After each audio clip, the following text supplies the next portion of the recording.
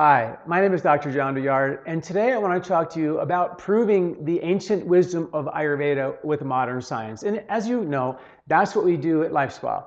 Our job, my job, is to scour the research, find the cutting edge science that's proving these ancient principles that are sometimes thousands of years old. And I'm constantly just boggled by how did these ancient Ayurvedic practitioners know what we're only just beginning to discover today. You know, modern science, while it's wonderful, isn't really good enough by itself because we have volumes of research saying coffee's good and volumes saying coffee's bad, volumes saying soy is good, volumes saying soy is bad. When you look at all the research, you end up sort of confused, unable to oftentimes make a great decision.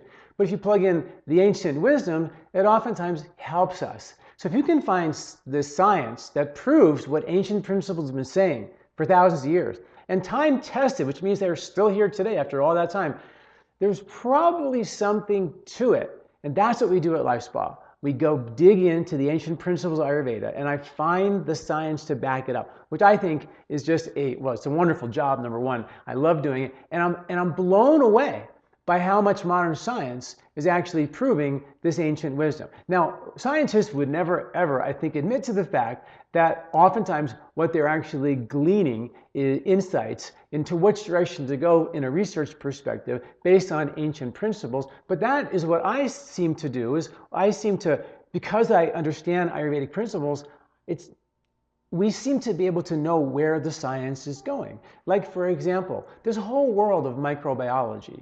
This is something, if you look closely at Ayurveda, they knew that the most subtle aspects of nature, how you think, what you see, what you expose yourself, how you love, care for other people, how much care you give to cooking your food, how much care you give to eating your food, all of these now we know affect our microbiology and they affect our genetic genome. Literally, they epigenetically change our genes.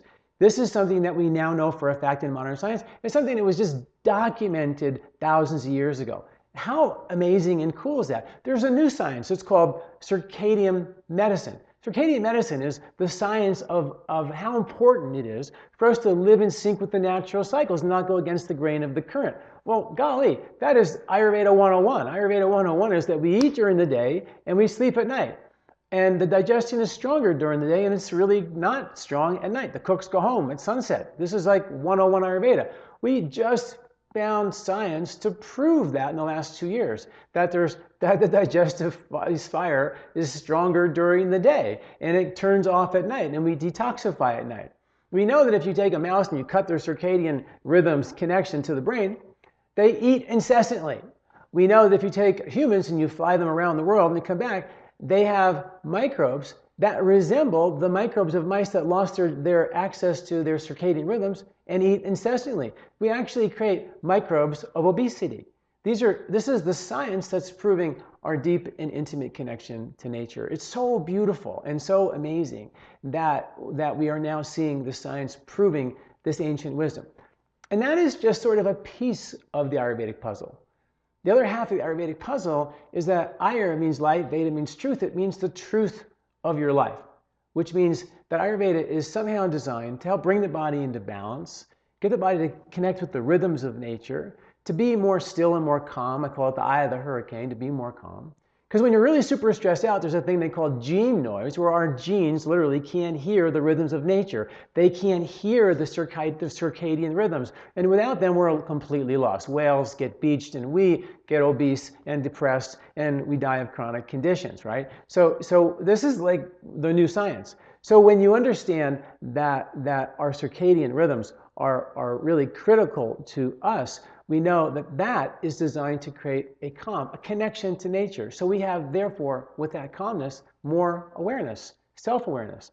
And we know that when you are calm and still and less stressed, and in a loving, kind environment, Ayurveda calls it a sattvic environment, the good microbes in your gut thrive, and the bad microbes disappear.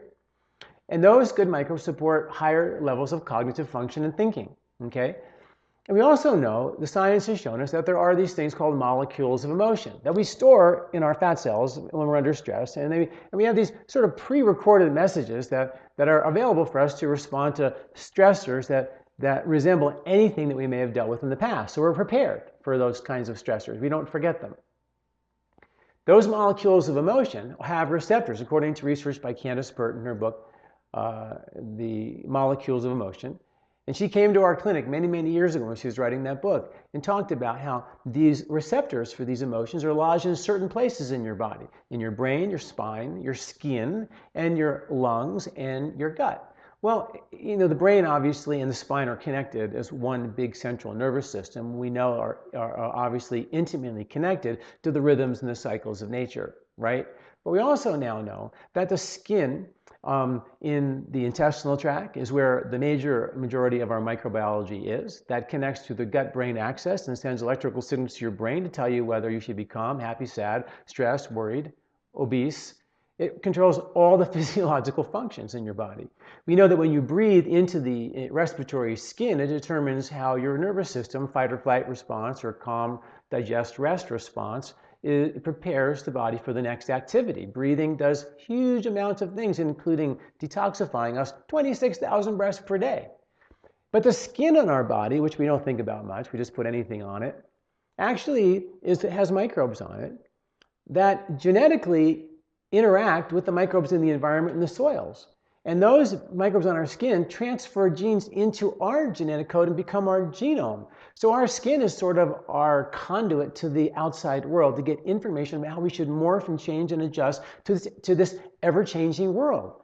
And that understanding, although Ayurveda didn't say they knew about microbes, they definitely had systems in place to support the health and vitality of the skin, the respiratory tract, and the gut. And that is a powerful part of the Ayurvedic puzzle that I want you to stay tuned and watch more videos on as I tell you and dive into this incredibly interesting topic of how our skin, in and out, is so powerful for producing a body that can handle, adapt to this crazy changing world we live in and support our health and well-being and longevity now today. So please check out the article associated with this video and the many articles that talk about this incredible science of Ayurveda that is currently being proved by modern science. Thanks for listening. I'm Dr. John Douillard. Hi, did you like this video? Do you like our content here at LifeSpa? You can subscribe to our YouTube channel at youtube.com/John Douillard right here and get this valuable content every week in your inbox. This recording is brought to you by LifeSpa, where ancient Ayurvedic wisdom meets modern science. Get access to free health video newsletters by Dr. John at lifespa.com. These statements have not been evaluated by the FDA. These products are not intended to diagnose, treat, cure, or prevent any disease.